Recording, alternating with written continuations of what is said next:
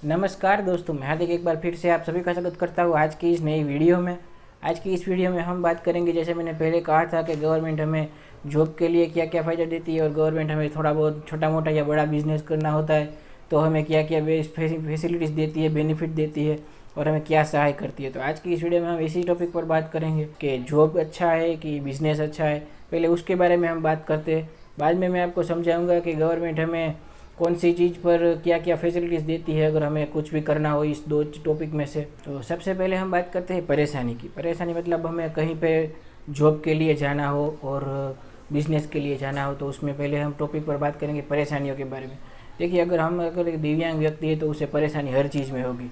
अगर वो जॉब करे, अगर वो अपना प्राइवेट बिजनेस करे तो परेशानी तो हर जगह होगी, लेकिन जॉब में अगर परेशानी हो तो वो थोड़ा ज़्यादा हो जाता है, क्योंकि वो आपको जॉब की जगह तक जाना पड़ता है वगैरह वगैरह, और आपके शहर से थोड़ा बहुत जॉब दूर है तो ज़्यादा परेशानी होती है। तो जॉब के लिए थोड़ी बहुत परेशानी ज़्यादा रहती है। और अगर आप अपना खुद का बिज़नेस करते हैं तो वो अपना खुद का बिज़नेस मतलब आप छोटी मोटी दुकान चलाते हैं तो आप अपने गांव, अपने शहर में ही चलाते होंगे, तो वहाँ पर जाने में आपको उतनी परेशानी नहीं होगी जितना जॉब के लिए होती है।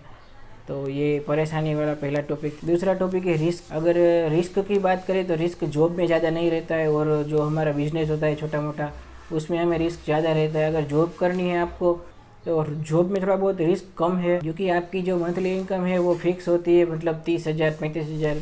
प्राइवेट जॉब करते हो तो 15-20,000 वो आपकी फ़िक्स रहती है। उसमें आपको एक रिस्क नहीं रहता है ज़्यादा। अगर आप प्राइवेट अपना खुद का बिजनेस करते हो तो आपको उसमें रिस्क रहता है, क्योंकि वो को अगर एक महीना प्रॉफिट इतना नहीं हुआ तो आपको रिस्क ज़्यादा बढ़ जाता है।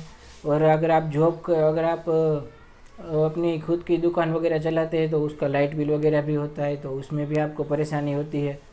तो वो रिस्क फैक्टर प्राइवेट बिजनेस में ज़्यादा हो जाता है, और जॉब में उतना रिस्क फैक्टर नहीं रहता है, क्योंकि जॉब में हमारी सेफ्टी होती है कि हमें मंथली इनकम मिल जाएगी। तो उसमें बिजनेस में प्रॉफिट पर काम करता है तो उसमें रिस्क ज़्यादा रहता है। इसमें हम तीसरा टॉपिक एक ऐड करेंगे हार्ड वर्क का। हार्ड वर्क हमें दोनों में सेम करना पड़ता है। अगर हमारी जॉब है तो हमें ऑफिस का काम ही इतना रहता है, तो इसमें हमें हार्ड वर्क करना पड़ता है। और अगर हम बिज़नेस करते हैं तो हमें अपने बिज़नेस को आगे तक ले जाने के लिए एडवर्टाइजमेंट वगैरह के लिए हार्ड वर्क करना पड़ता है। और भी काफ़ी कुछ ऐसी चीज़ें होती है बिज़नेस में जिसके लिए हमें हार्ड वर्क करना पड़ता है। तो हार्ड वर्क दोनों में ही करना पड़ता है, उसमें कुछ ऐसा नहीं है कि इसमें कम इसमें ज़्यादा। तो हार्ड वर्क दोनों में सेम रहता है। इसमें हम चौथा टॉपिक ऐड करेंगे सैलरी और प्रॉफिट।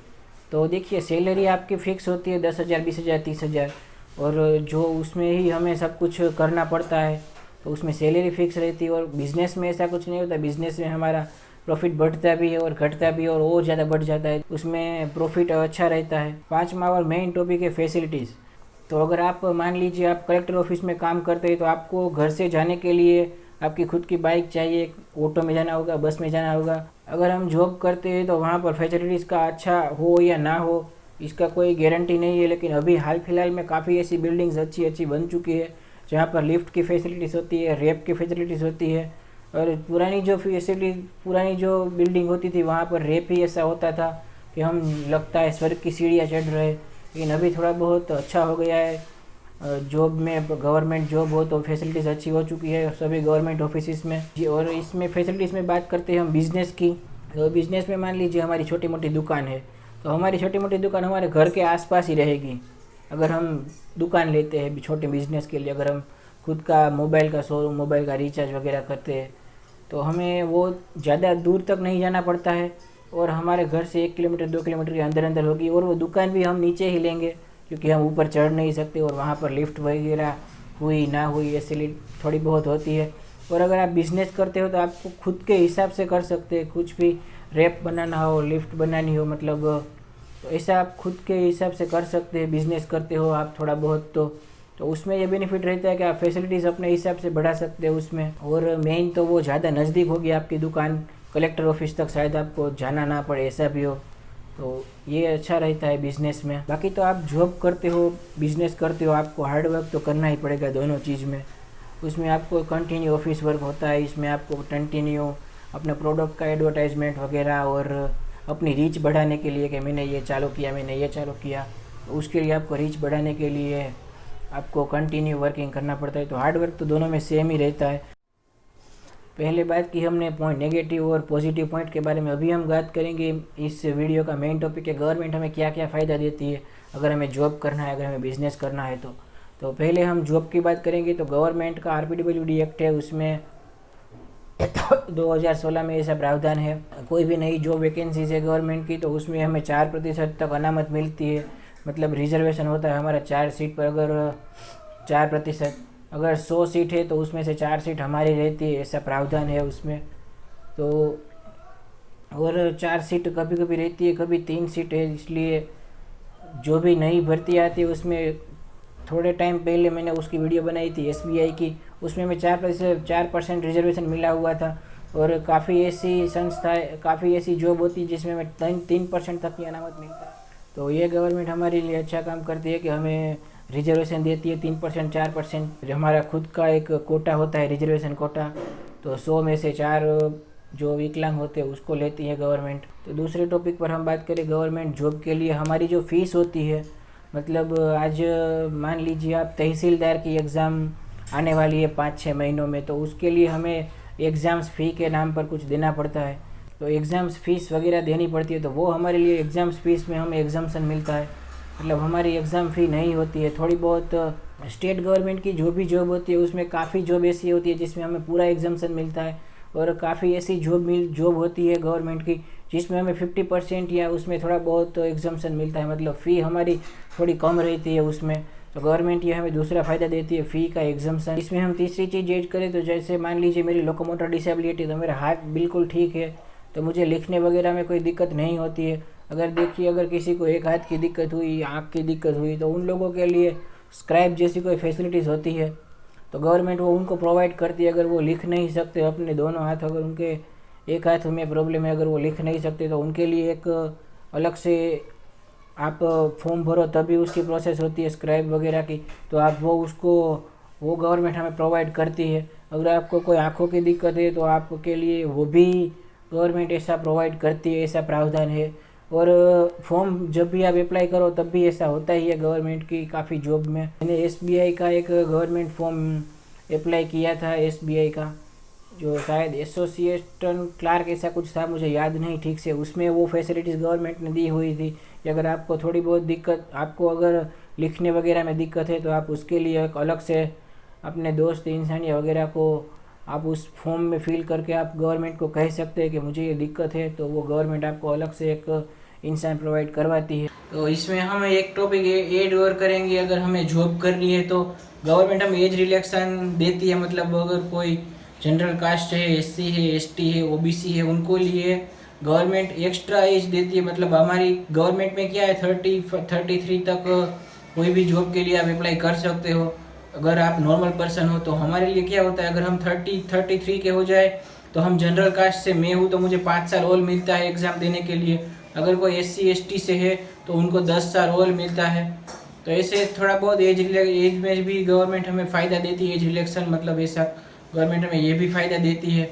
तो जिनको जॉब करने की तलब है और जो सच में मेहनत करते हैं जॉब के लिए, GK वगैरह पढ़ते हैं, तो उनके लिए ये सबसे अच्छा मेरे ख्याल से ये गवर्नमेंट का एक ऐसा ये एज रिलैक्सेशन का जो है जिससे वो कभी अपनी कोई भी एज तक वो अपनी जॉब पा सकते, मतलब 35 के हो गए, 40 के हो गए, तो भी उनके लिए जॉब की अपॉर्चुनिटी रहती है।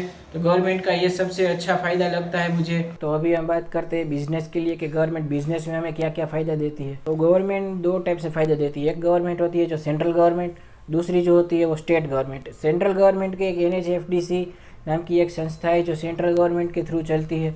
उसके तरह से आप 10 लाख, 20 लाख, 50 लाख तक की लोन ले सकते हैं। वो लोन की वीडियो भी मैं बाद में लाऊंगा 1-2 महीने के अंदर अंदर, कि वो थोड़ा बहुत ऑनलाइन भी प्रोसेस मैंने देखी उस लोन की, लेकिन उसमें मुझे समझ नहीं आया उतना। और NHFD से आप 2 बैंकों का टाइप है, पंजाब नेशनल बैंक, वहाँ पर जाकर भी आप NHFDC की लोन ले सकते हैं 20 लाख, 10 लाख, 50 लाख तक की। तो जैसी जैसी आपको लोन लेनी है उसमें थोड़ा बहुत हमें जो उसका परसेंटेज होता है इंटरेस्ट रेट का वो थोड़ा कम रहता है हमारे लिए। तो हम वो 10 लाख, 20 लाख, 50 लाख की लोन भी ले सकते हैं, और वो 5 साल, 10 तक की लोन भी हमें मिलती है। अगर हमें कोई बिज़नेस करना है छोटा मोटा, तो ये सेंट्रल गवर्नमेंट का हमें फ़ायदा मिलता है। और लोन लेते समय ये ख्याल रखना कि ये लोन आपको वापस करनी होगी।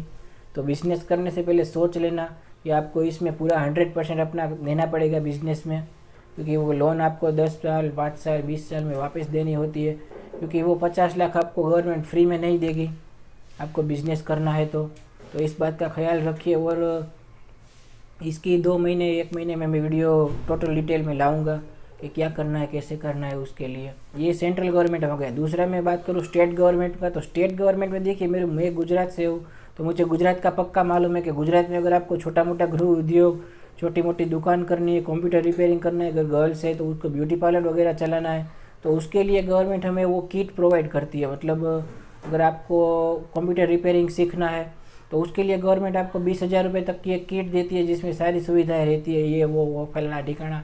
अगर गर्ल्स है तो उसको अगर ब्यूटी पार्लर के प्रोडक्ट चाहिए तो उसकी 20,000 रुपये तक की किट आती है। उसका ऑनलाइन फॉर्म वगैरह कैसे भरना है वो मैंने वीडियो बनाई हुई है, उसकी लिंक मैं डिस्क्रिप्शन में डाल दूंगा।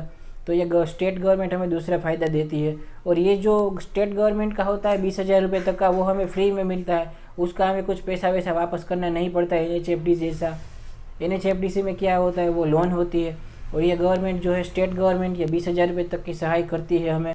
और अगर आप कहीं पे अगर आप गुजरात के बाहर से महाराष्ट्र, बीजे दूसरे और भी स्टेट है, राजस्थान, अगर आप वहाँ पर रहते हो, अगर आप वहाँ पे रहते हो तो आप भी अपनी समाज कल्याण ऑफिस पर इंक्वायरी कीजिए, या तो आपकी समाज कल्याण की जो भी वेबसाइट होगी वहाँ पर अगर आपको ये फैसिलिटीज़ अवेलेबल होगी तो उसके बारे में आपको पूरी इन्फॉर्मेशन मिल जाएगी कि गुजरात गवर्नमेंट में मैंने जैसे कहा कि हमें 20,000 रुपये तक की गवर्नमेंट छोटी सहाय देती है, तो वहाँ पर भी शायद गवर्नमेंट ऐसी सहाय देती होगी।